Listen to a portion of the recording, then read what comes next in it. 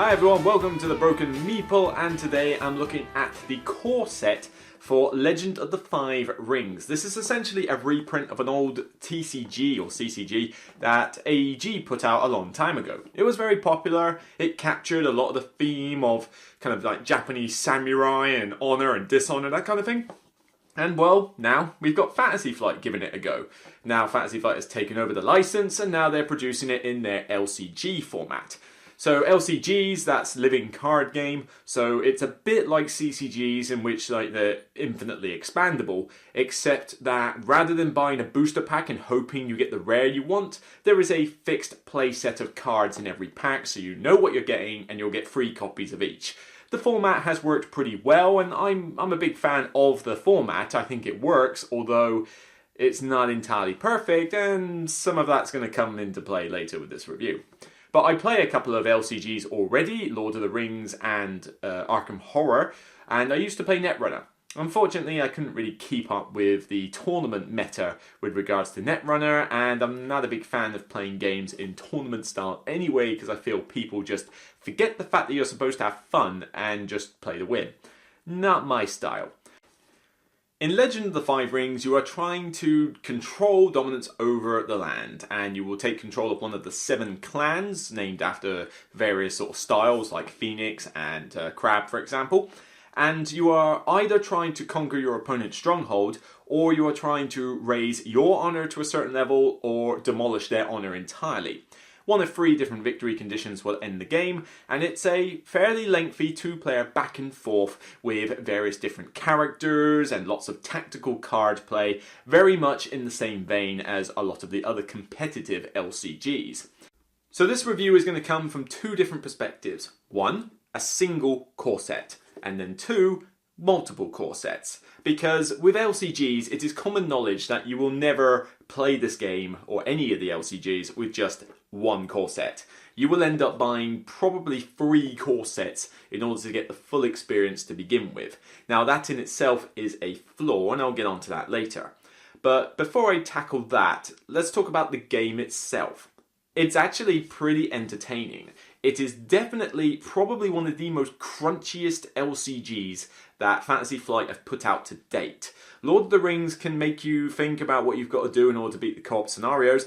Netrunner has a lot of confusing terminology, but that can be relatively thinky as well. Most of the other LCGs are fairly straightforward to get your head around, even if they do involve some kind of tactical play. But this, for me, has definitely been the crunchiest one yet. This one will have you brain burning at various times because there is a lot of tactics involved. Not just by what characters you deploy, but when you attack, who you attack with, what type of attack you use.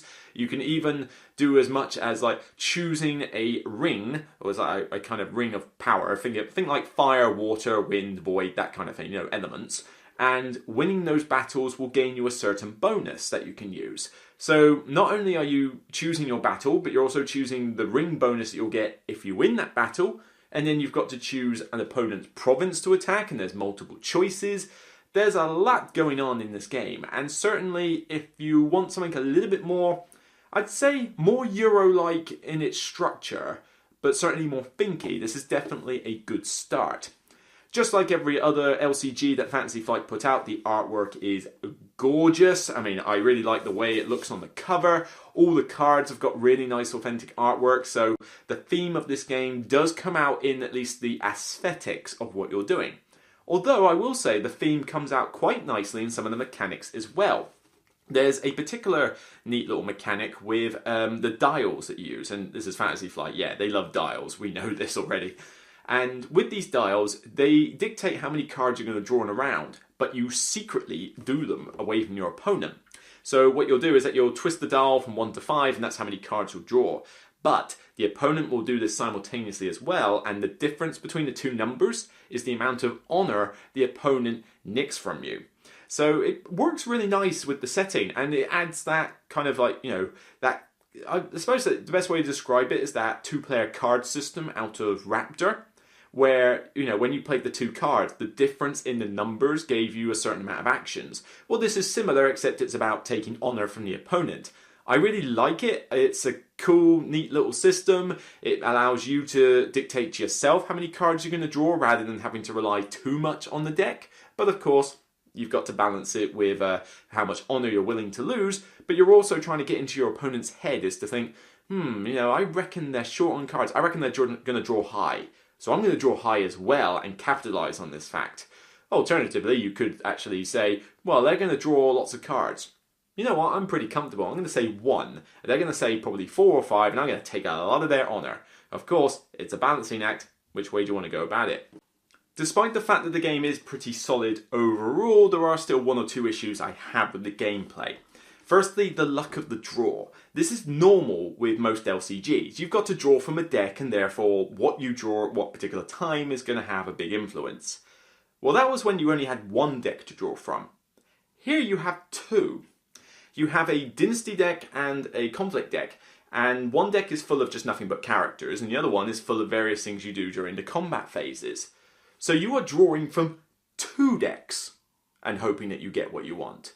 The way that the mechanics work and how you draw them and which ones you're allowed to play differs, but you're still relying on 2 decks, not just 1.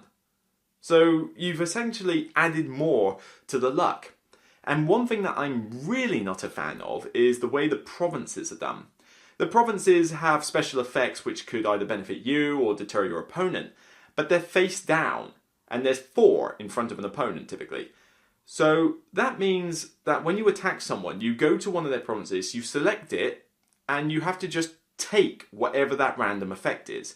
And it may have no effect on you whatsoever, but it could also completely hose you down. And as far as I can tell, there's little to no way that you can find out what it is ahead of time. I mean, I suppose more cards will allow you to do that in the future, but for now, you are literally just relying on dumb luck in order to hope that the province doesn't screw you up. And I've had many times where I have gone in with a solid, amount of power, no issues, and the province just happens to have one ability that hoses me down. I could have picked any of the other provinces and I would have probably conquered it and been further into the game, but no, I had to pick the one that just blatantly kills me or stops the combat. Not a fan of that. I think there should be more ways to scrutinise those provinces, and personally, I don't think they should have been hidden in the first place. I think all the provinces should have been revealed, have effects that balance with that, so that you know that if you're going to attack that province, you're going to have to deal with that nasty effect. That could come into the deck building aspect as well, but just attacking it randomly when it's face down, not a big fan. So there's definitely more of a luck aspect in this, but with the heightened luck comes a higher degree of tactics, as I said before, so swings and roundabouts. You're getting more of both, as opposed to a little bit of luck and a bit of tactics. You're getting a lot of luck and a lot of tactics, so it's which way do you want it, really? Now, I had a lot of good fun playing this game. It's definitely very thinky. I also think it's a bit too long at first. Now, I say at first. The first few games I was playing, you were talking a good hour and a half plus with this game, because you're trying to get used to the way the different mechanics work. The battles can go on for quite a while. It can be quite a long time before somebody meets one of those victory conditions, and your first few games are definitely going to take a long time with this. Now, some people will report that they can finish a game in about 40 to 45 minutes. I've yet to see that happen, actually, to be honest. Most games will take about an hour. And, if you're new to the game, it's probably going to take you longer as well. Put it this way, the tournament meta for this gives you 1 game, and it lasts about 60 minutes each round. Now, consider that Netrunner relies you to play both sides within an hour. That's assuming Netrunner is a 30-minute game. Even Game of Thrones 2nd Edition was able to get games done between sort of 30 to 45 minutes, possibly even less. This one is saying that at best, you're probably going to get 1 game of this done within the hour time slot. So I would say, to be more fair and realistic, you're talking an hour per game. That's quite lengthy for a 2-player LCG, but not beyond the realms of enjoyment. I feel that you're engaged a lot for that hour, so it doesn't bother me too much that this one's a bit more lengthy than other ones. What does bother me, though, is the value. Now, we know that LCGs are notorious for having issues with their core sets. Some are better than others, I will certainly admit. Here though, let me put it this way. I think that as a trailer for the game, the game itself, this is a solid game. As a trailer for getting new people interested though, this is one of the worst value games I have ever come across. So let me explain what I mean.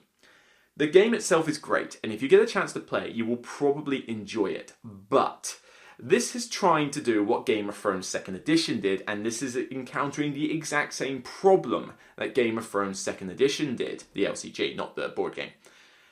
There's too many clans, there's too many factions, and the card pool has to be spread amongst all of them. So you've got a very thin card pool for each clan. And it is actually impossible to make a standard sized deck from the core set on its own. Bear in mind, this is just one core set. So it gives you a couple of starter decks for 2 of the clans, but they're smaller than the decks you would actually have. And they are not the best balanced decks in the world. I think you get a lion and a crane clan. Now the lion deck works well enough, because it's pretty much just aggression. Get all your guys out, keep relentlessly pushing on your opponent, and eventually they will crumble. The crane, however, requires you to be more tricksy, and ideally they want to mess around with honour. The problem is, the starter decks give you something like 1 copy of pretty much every card, maybe 2 copies of the occasional one. Now for the lion deck, that's fine, they just want people on the field, they're happy. The crane deck though just does not work as a starter deck. I have played this many times, before I got to this review.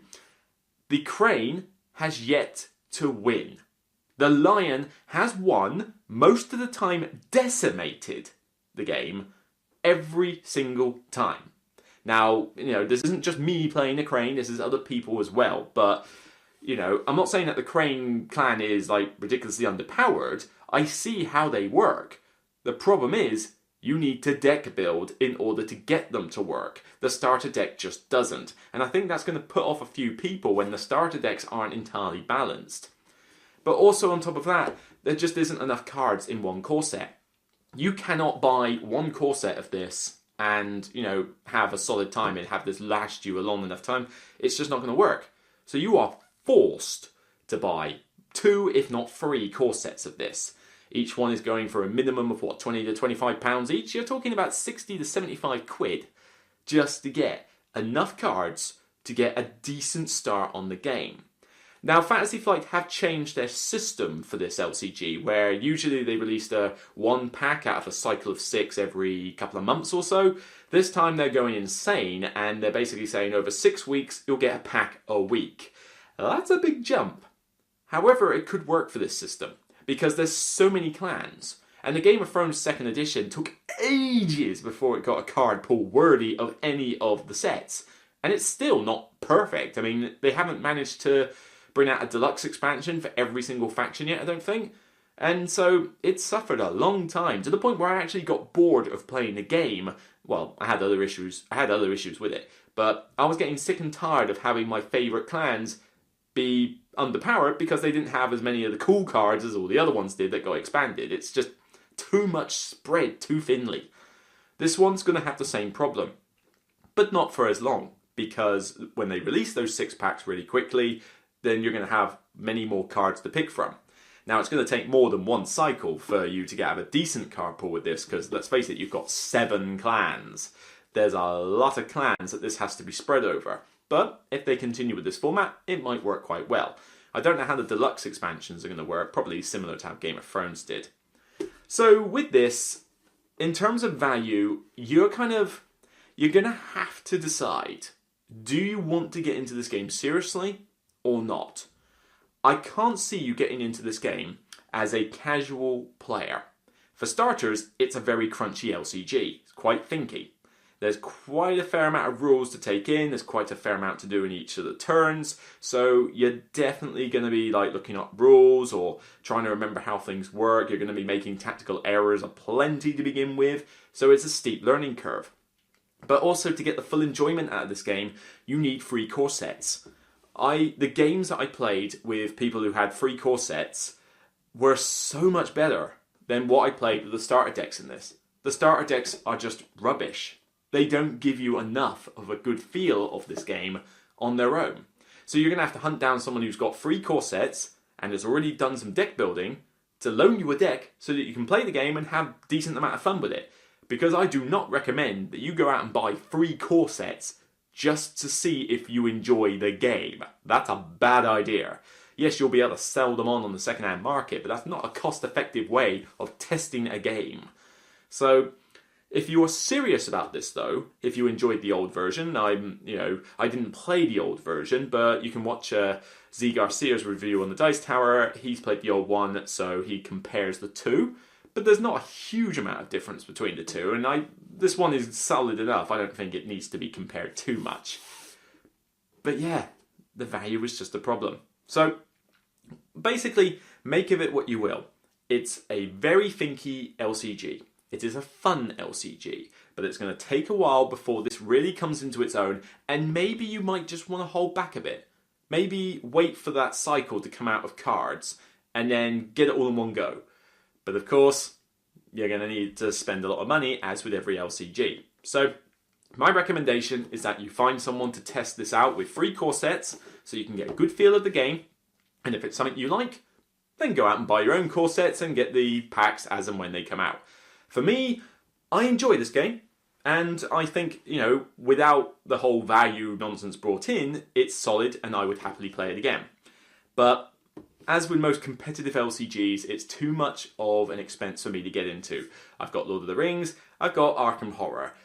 I don't have time for another LCG, let alone a competitive one where I'm barely going to get enough of a chance to play it, and then I'm going to have to deal with the whole tournament scene as well, which is really just not appealing to me. So, it's not one that I'm going to collect myself, but I still recommend that it's a decent game and certainly worth a try. Try before you buy though, I can't stress that enough. So, Legend of the Five Rings, the card game. Typical LCG format, typical LCG value, but definitely worth a shot. So that's it from me. I'll see you on the next Broken Meeple review. Take care, and remember, honourable or dishonourable, it's still only a game at the end of the day. See you next time, guys.